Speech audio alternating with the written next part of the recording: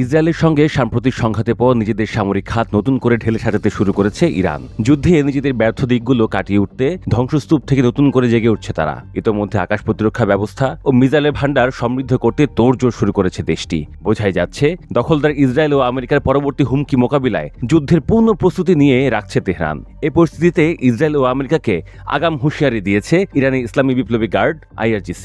Iran এখন যে কোনো শত্রুকে ধুলায় মিশিয়ে দিতে পুরোপুরি প্রস্তুত বলেও হুঙ্কার দিয়েছে তারা।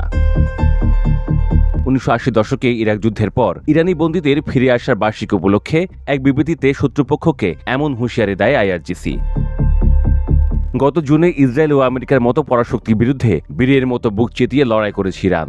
ইসরায়েলের আগ্রাসনের জবাবে মিসাইল হামলা চালিয়ে দখলদারদের বড় বড় শহরকে ধ্বংসস্তূপে পরিণত করে তেহরান।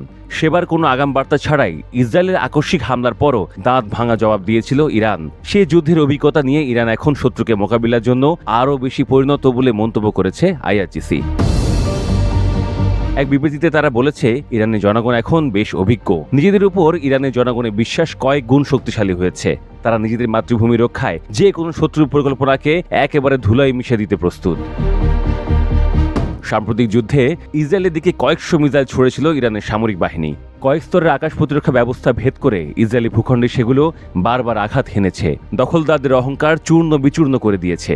শেষ পর্যন্ত ইরানকে কিছুতেই যখন দমানো যাচ্ছিল না, তখনই যুদ্ধবিরতির জন্য আমেরিকার কাছে ধর্ণা দেয় ইসরায়েল। এরপর ইরানের মিসাইলের হাত থেকে ইসরায়েলকে বাঁচাতে যুদ্ধবিরতি ঘোষণা করে মার্কিন প্রেসিডেন্ট ডোনাল্ড ট্রাম্প। ইসরায়েলকে সেই লজ্জাজনক পরিণতির কথাই মনে করিয়ে দিয়েছে IRGC।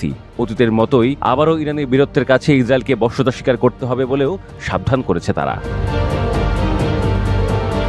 গত জুন মাসের যুদ্ধে ইসরায়েলের লক্ষ্য ছিল যে কোনোভাবে ইরানের সর্বোচ্চ ধর্মীয় নেতা আয়াতুল্লাহ আলী খামেনির পতন ঘটানো। ইসরায়েল ভেবেছিল ইরানে হামলা চালিয়ে দেশটির সাধারণ মানুষদের সরকার বিরোধী বিক্ষোভ উস্কে দিতে, কিন্তু এই পরিকল্পনায় চূড়ান্তভাবে ব্যর্থ হয় ইসরায়েল। খামেনির বিরুদ্ধে বিক্ষোভ করার পরিবর্তে উল্টো আরও ঐক্যবদ্ধ হয়ে ওঠে ইরানের সাধারণ জনগণ।